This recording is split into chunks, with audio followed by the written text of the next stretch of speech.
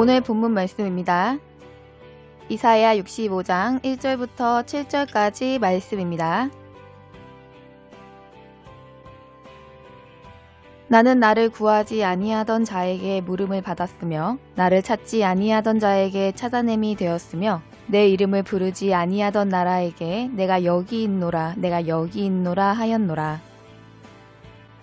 내가 종일 손을 펴서 자기 생각을 쫓아 불선한 길을 행하는 패역한 백성들을 불렀나니 곧 동산에서 제사하며 벽돌 위에서 분향하여 내 앞에서 항상 내 노를 일으키는 백성이라. 그들이 무덤 사이에 앉으며 은밀한 처소에서 지내며 돼지고기를 먹으며 가증한 물건의 국을 그릇에 담으면서 사람에게 이르기를 너는 내 자리에 섰고 내게 가까이 하지 말라.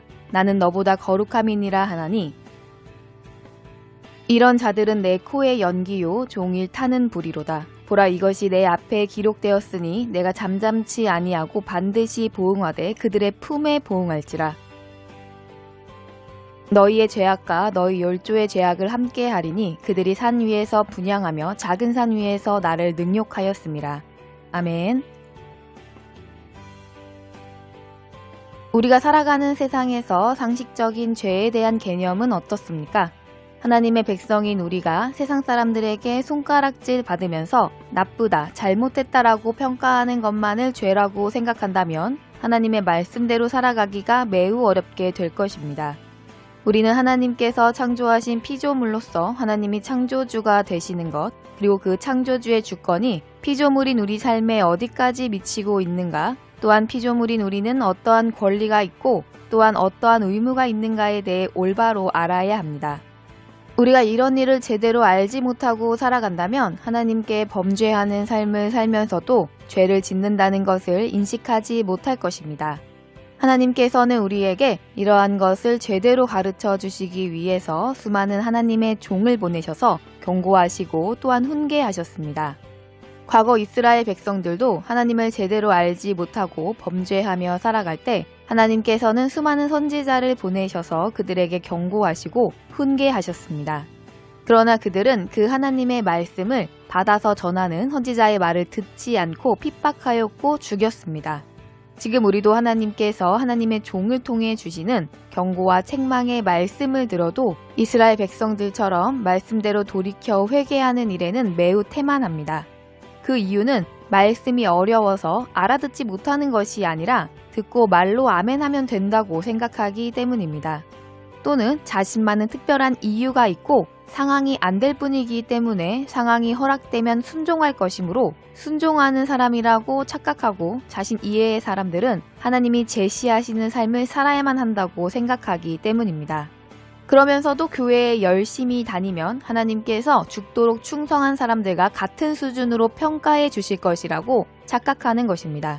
심지어 이러한 착각을 주변 사람들에게 전파하여 다 같이 실족하게 만들기도 합니다.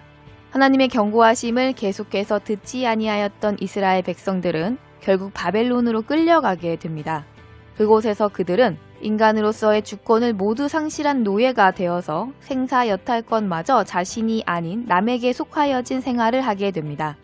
우리가 만일 지금처럼 풍요하고 안전하게 하나님을 섬길 수 있는 상황에서 말씀대로 순종하여 감당해야 될 일을 두려워하여 하나님의 말씀을 듣지 않는다면 우리는 이스라엘 백성과 같은 결말을 맞이할 수밖에 없을 것입니다.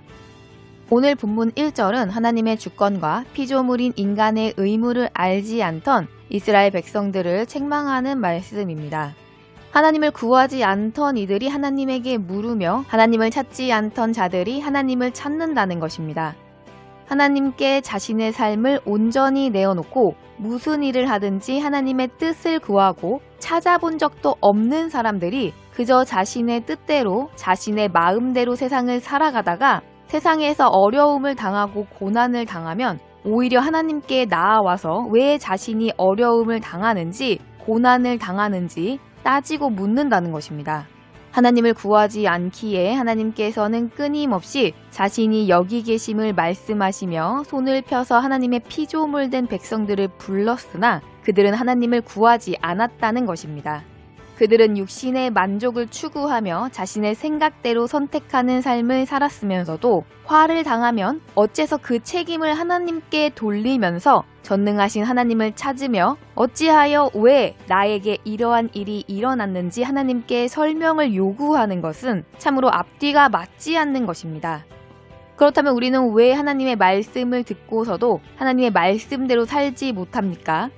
본문 말씀 5절에서는 자신은 특별하다고 착각하여 남을 업신여기기 때문이라고 말씀하셨습니다.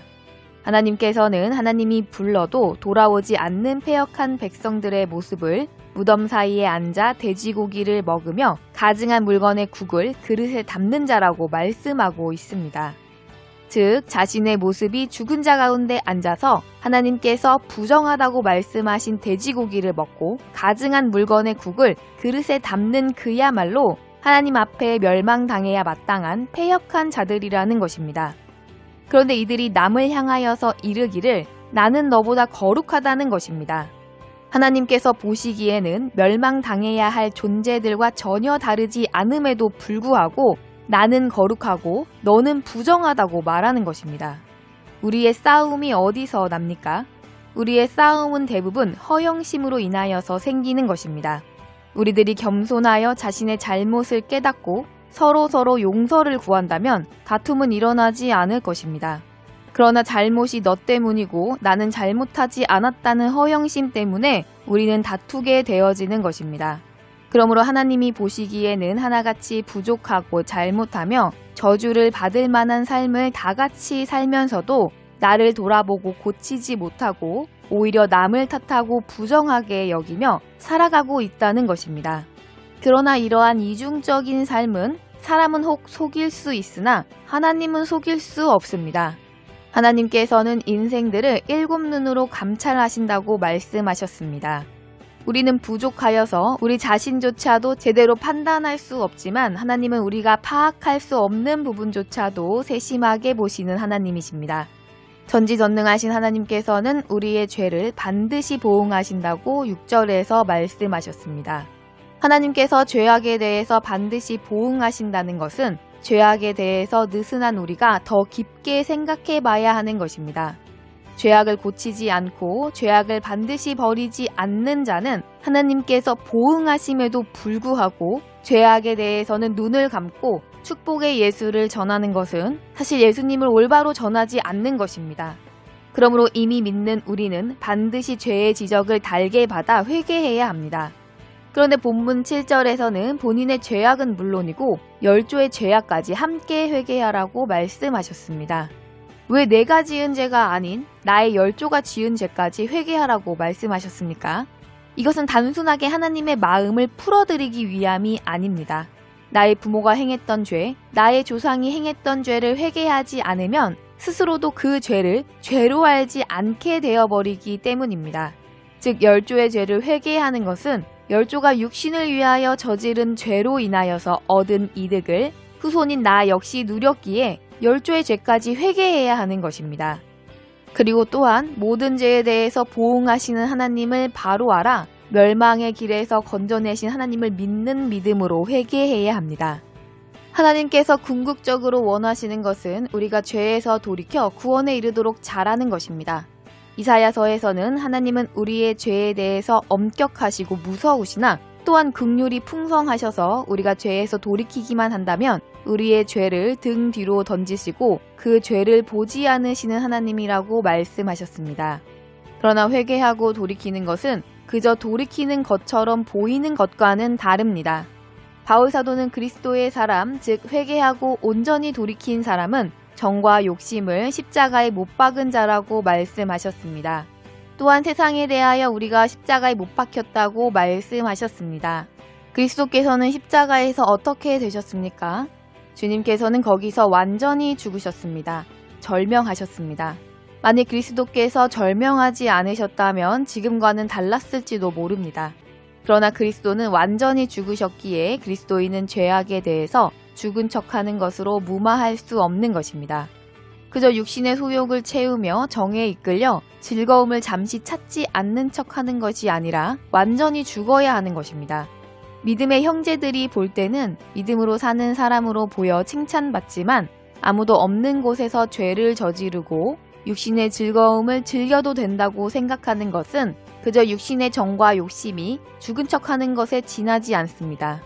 그리스도는 우리의 죄를 대신 지고 절명했으므로 우리의 삶이 그저 육신에 대해 세상에 대해 죽은 척하고 있다면 그것은 그리스도의 사람의 삶이라고 말할 수 없는 것입니다. 하나님께서는 오늘도 이스라엘 백성에게 경고하시고 책망하신 그 말씀으로 우리에게 경고하시고 교훈하시는 것입니다. 하나님은 우리의 생이 마감하는 순간까지 우리가 생명의 길을 걸어 주님의 장성한 분량이 충만한 데까지 자랄 수 있도록 교육하시며 훈계하시고 경고하시는 것입니다. 우리는 이 땅에서 무엇을 위하여 살아가고 있습니까? 그리스도 앞에서 잠시 죽은 척하고 난 후에 육신의 번영, 즐거움, 만족, 부요함을 위하여 살아가고 있다면 우리는 보응하시는 하나님의 일곱 눈 앞에서 결코 자유로울 수 없습니다.